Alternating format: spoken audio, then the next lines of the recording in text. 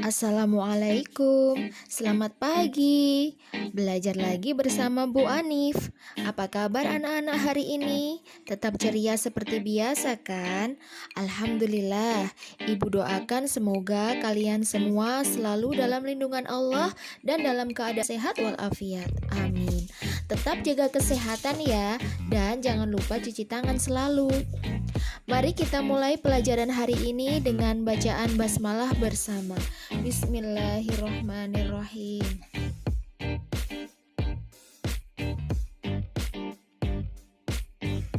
Apa anak-anak yang kalian ketahui tentang wali Allah? Siapa mereka? Apa saja keistimewaan mereka? Wali Allah di dunia ini banyak sekali, tetapi dalam pelajaran ini kita akan mempelajari tentang Wali Songo, penyiar agama Islam di Pulau Jawa. Wali Allah adalah orang yang beriman dan bertakwa. Di samping mereka melakukan hal-hal yang wajib, para wali Allah senantiasa melakukan hal-hal yang sunnah serta menjauhi semua hal-hal yang makruh.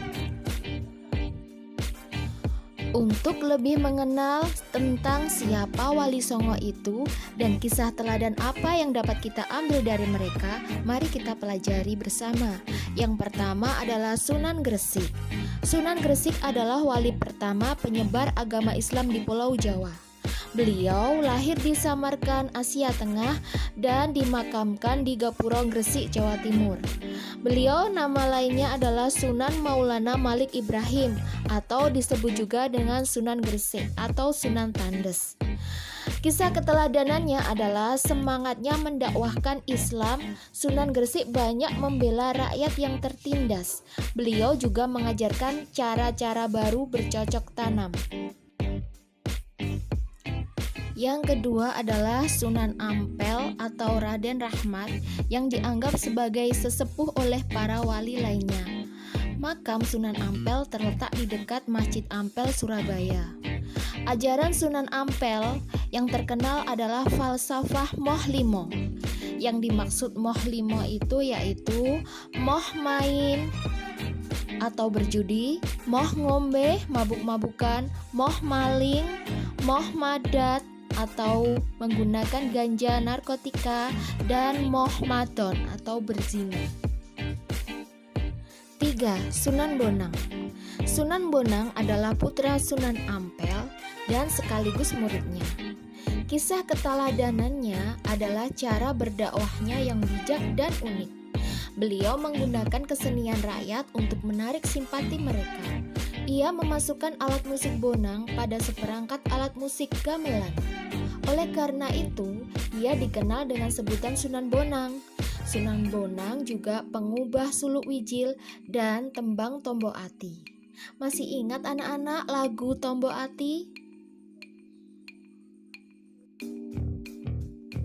Sunan Derajat adalah putra Sunan Ampel.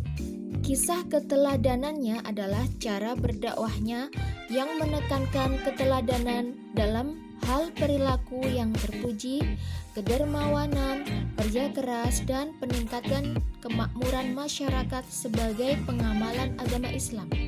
Sunan Derajat juga berdakwah melalui kesenian. Tembang Majapahit Pangkur disebut sebagai ciptaannya. 5. Sunan Kudus. Sunan Kudus adalah putra Sunan Ngudung atau Raden Usman Haji. Ia memiliki peran yang besar dalam pemerintahan Kesultanan Demak. Sunan Kudus banyak berdakwah di kalangan kaum penguasa dan priai. Salah satu peninggalannya yang terkenal adalah Masjid Menara Kudus. Sunan Kudus wafat pada tahun 1550 Masehi. 6. Sunan Giri. Sunan Giri adalah putra Maulana Ishaq dan seperguruan dengan Sunan Bonang. Sunan Giri sangat berjasa mendakwahkan Islam di Jawa bahkan sampai ke wilayah timur Indonesia. Ia berdakwah melalui kesenian. Tembang Islami untuk bulanan anak-anak adalah diciptakannya, seperti Ran, Jitungan, dan Delian. Apakah anak-anak masih ingat? 7. Sunan Kalijogo atau Raden Said. Sunan Kalijogo adalah putra Adipati Tuban yang bernama Tumenggung Wilatikta atau Raden Sahur. Ia adalah murid Sunan Bonang. Sunan Kalijogo juga menggunakan kesenian dan kebudayaan sebagai sarana untuk berdakwah, seperti wayang kulit dan tembang suluk. Tembang suluk ilir-ilir dan gundul-gundul pacul juga dianggap sebagai hasil karyanya. Apakah anak-anak masih ingat dengan lagu ilir-ilir? 8. Sunan Muria atau Raden Umar Said. Beliau adalah putra Sunan Kalijogo. Ia adalah adik ipar Sunan Kudus. Tempat tinggalnya di Gunung Muria yang letaknya di sebelah utara kota Kudus, Jawa Tengah. Seperti ayahnya Sunan Kalijogo, ia berdakwah dengan cara lembut. Kesenian gamelan dan wayang tetap digunakannya sebagai alat berdakwah. Sunan Muria menciptakan tembang sinom dan kinanti. Sasaran dakwahnya adalah para pedagang, nelayan, pelaut, dan rakyat jelata. 9. Sunan Gunung Jati atau Sarif Hidayatullah. Ia berjasa mengembangkan Cirebon sebagai pusat dakwah dan pemerintahannya yang kemudian menjadi Kesultanan Cirebon. Anaknya yang bernama Maulana Hasanuddin juga berhasil mengembangkan kekuasaan dan menyebarkan agama Islam di Banten sehingga kemudian menjadi Kesultanan Banten. Sunan Gunung Jati memberikan keteladanan yang baik dalam bekerja.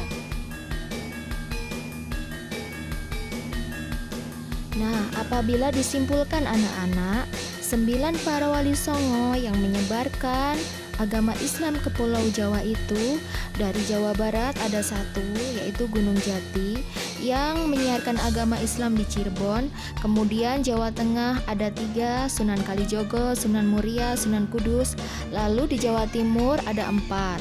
Beliau adalah Sunan Bonang, Sunan Derajat, Sunan Maulana Malik Ibrahim atau Sunan Gresik, dan Sunan Ampel yang berada di Surabaya.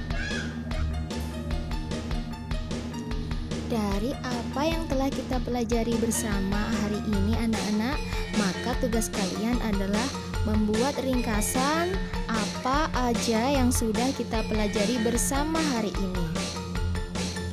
Tugas dapat ditulis di buku agama ya.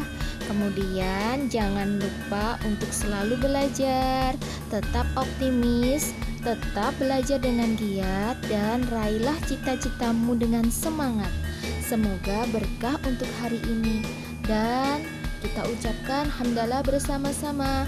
Alhamdulillahirobbilalamin. Wassalamualaikum warahmatullahi wabarakatuh.